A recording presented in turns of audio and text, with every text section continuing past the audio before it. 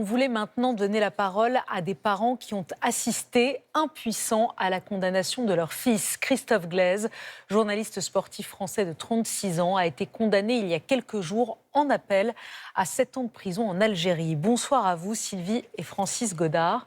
Bonsoir. Merci d'être avec nous ce soir. Vous êtes la mère de Christophe Glaise et vous êtes son beau-père. Merci d'être là. Ça fait près de 6 mois que votre fils, Christophe, est donc emprisonné en Algérie. Il était en Algérie pour un reportage sur un club de foot en Kabylie et il a été condamné pour apologie du terrorisme. En clair, ce que lui reproche la justice algérienne, ce sont des contacts avec des personnes liées au mouvement séparatiste kabyle, classé mouvement terroriste en Algérie. Sa peine de 7 ans en première instance a été confirmée en appel début décembre et vous avez décidé d'écrire une lettre au président algérien Tebboune pour lui demander de gracier votre fils.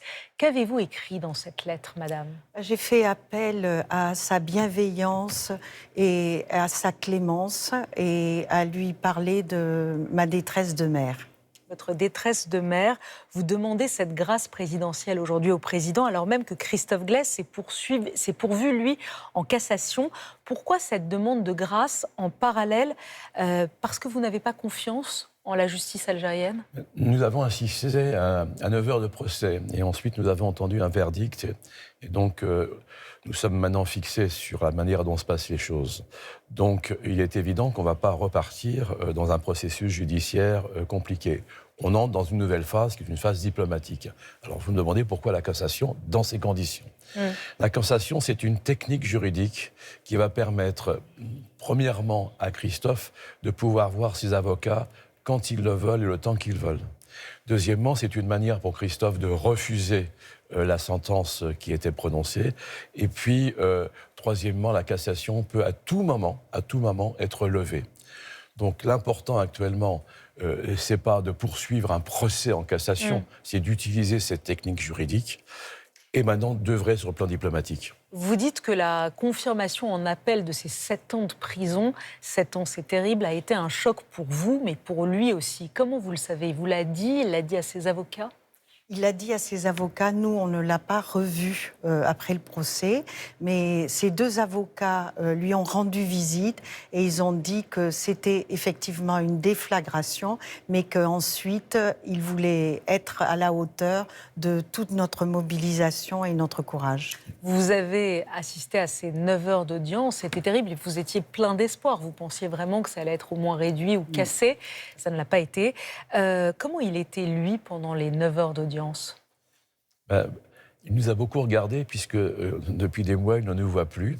Donc c'est la première fois qu'il nous voit autant depuis tout ce temps-là. Et donc on a communiqué par signe, on a communiqué par les yeux, on a communiqué par tous les moyens possibles à distance. Au moment de l'énoncé de la décision, vous aviez demandé au président de la Cour de pouvoir serrer votre fils dans les bras. Il vous l'a refusé. Oui, ce geste d'humanité n'a pas été accepté. C'était très douloureux pour nous de le voir sortir rapidement de la cour, entouré par tous les policiers avec les menottes.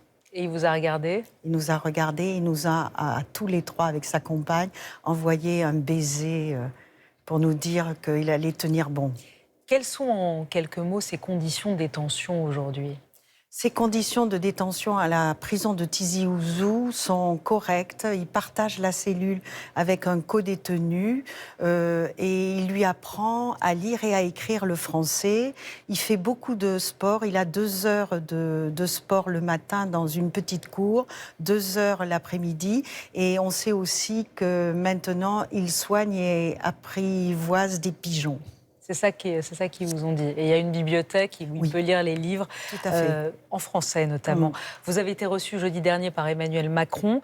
Vous avez espoir que cette grâce pourra intervenir là, avant Noël, que vous pourrez fêter Noël avec votre fils et votre beau-fils ? Le président Macron nous a assuré qu'il ferait tout ce qui est en son pouvoir, qui est un pouvoir diplomatique, pour aboutir à la libération de Christophe. Mais il a surtout bien entendu nos messages parce qu'il nous a bien écoutés. Sylvie, vous vouliez envoyer un message directement au président algérien, au président Tebboune ce soir. Je vous demande de regarder la caméra et de lui parler. Bonjour, Monsieur le Président. Comme Christophe, mon mari et moi éprouvons du respect et de la considération pour l'Algérie. Vous avez à 2 reprises fait acte de clémence envers un écrivain et envers un professeur algérien ces derniers temps, et nous vous demandons le même geste et la même clémence pour notre fils Christophe, qui n'est qu'un journaliste qui a exercé sa profession et qui ne mérite pas la prison qui le touche. Nous vous demandons solennellement aujourd'hui de bien vouloir le gracier. Merci, Monsieur le Président.